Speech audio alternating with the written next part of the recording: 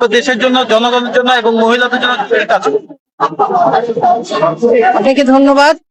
আমি লালমনিরহাট লালমনিরহাট জেলার মহিলা দলের সভানেত্রী এবং বিএনপির সহসভাপতি হিসেবে আজকে এখানে মনোনয়ন ফর্ম নিতে এসেছি। আজকে দীর্ঘ 17 বছর পর সংরক্ষিত আসনে, মহিলা আসনে এই যে ফর্ম নিতে পেরে আমরা আসলে খুবই আনন্দিত এবং উদ্ভাসিত। কিন্তু দেখা যাচ্ছে যে এই আমাদের পুরাতনের ভিড়ে এখন নতুন অনেক মুখ চলে আসছে।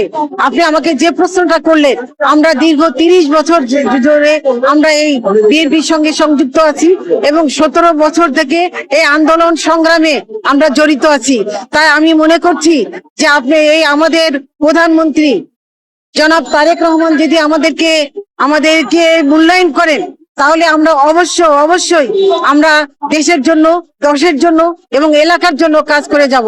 এবং আমরা যা নির্যাতিত মহিলারা যারা আছে, শিক্ষিত, যারা অশিক্ষিত, যারা কোনো খেটে খাওয়া মানুষ, এবং তাদের এবং আমাদের গণতন্ত্রের জন্য আমরা কাজ করে যাব এবং মানুষের জন্য আমরা কাজ করে যাব। এটাই হচ্ছে আমাদের উদ্দেশ্য, আমরা নির্যাতিত মানুষের জন্য কাজ করে যাব। আচ্ছা রোজিয়াপা, আমরা দেখছি যে নতুনদের ভিড়ে পুরাতনরা অবহেলিত হচ্ছে, নানা রকম ভাবে হেনস্থা শিকার হচ্ছে, ধাক্কা দিয়ে তাদেরকে পাশ কাটিয়ে ভিতরে ঢুকে যাচ্ছে। এই যে মানে সিনিয়র জুনিয়রদের ভিতরে একজনকে সম্মান করছে না, এটি কেন করছে? তারা কি দল থেকে কি সেই জন্য কমান্ড পালন করে না? তাদের অনেকেরই ধারণা যে যারা এখন হয়তো বা বয়সে এখন রুজ্জ হয়ে গেছে তারা হয়তো কাজে, কিন্তু তারা হয়তো বয়সে হয়তো রুজ্জ হয়ে যেতে পারে, হয়তো বয়সের ভার আসতে পারে, কিন্তু তাদের অভিজ্ঞতায় তাদেরকে কিন্তু তারা অনেক অভিজ্ঞ।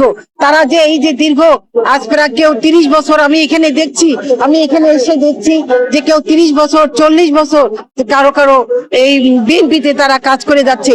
শহীদ রাষ্ট্রপতি জিয়াউর রহমানের আমল থেকে কাজ করে আসছে, আমাদের মরহুমা আপসহীন নেত্রী বেগম খালেদা জিয়ার দলকে কাজ করে যাচ্ছে, এবং আমাদের এখন যে নতুন প্রাইম মিনিস্টার এসছেন এবং তার আন্ডারে কাজ করে যাবেন। কিন্তু সেই জন্য আমি মনে করি যে তাদের অভিজ্ঞতার দ্বার মূল্যায়ন করতেই হবে। এখন যদি আমাদেরকে মূল্যায়ন না করে তবে আমরা মূল্যায়িত হব। আমাদের তো এখন বয়স হয়ে গেছে, আমরা এখন মূল্যায়িত হতে চাই, এবং আমি মনে করি ব্যক্তিগতভাবে যে আমাদের প্রধানমন্ত্রী আমাদেরকে অবশ্যই মূল্যায়িত করবেন।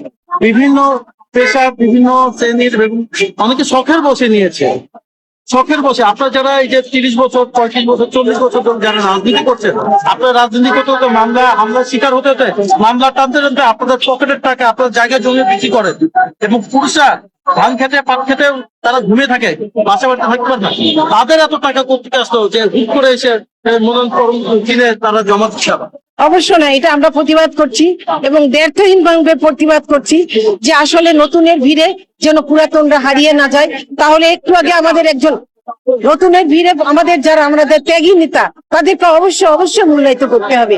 এবং বললাম যে আমাদের সমস্ত কাগজপত্র যদি আমাদের প্রধানমন্ত্রী উনি যদি বিচার বিশ্লেষণ করে দেখে, আমরা জানি উনি অনেক দক্ষ, উনি অনেক অভিজ্ঞ, তাহলে অবশ্যই উনি আমাদেরকে মূল্যায়িত করবেন।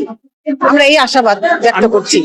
এই যে এরা কারা? এরা কি অন্য কোনো দলের থেকে সুবিধা নেওয়ার জন্য কি এখানে প্রবেশ করছে, অনুপ্রবেশ করতে যাচ্ছে? হ্যাঁ, অবশ্যই তাদেরকে আমরা কখনোই দেখি নাই যে তারা কোনো আন্দোলন সংগ্রামী ছিল, কিন্তু হঠাৎ করে তাদের এই মনোনয়ন ফর্ম নেওয়া দেখে মনে হচ্ছে যেন তাদের জন্য, তাদের বিএনপির জন্য তাদের বিগলিত প্রাণ। আসলে মূল্যায়ন করতে হবে, এবং এটা সবাই জানে যে যারা অভিজ্ঞ তাদেরকে মূল্যায়ন আগে করতে হয়, এবং যারা নতুনের সময় আছে, যারা নতুন তাদের তো এখনো সময় আছে। তোমরা এখনো আমাদের মতো 30 বছর 35 বছর তোমরা সংগ্রাম করো, তারপরে তোমরা দেখবা তোমাদের যখন মূল্যায়িত তোমরা হও কিনা।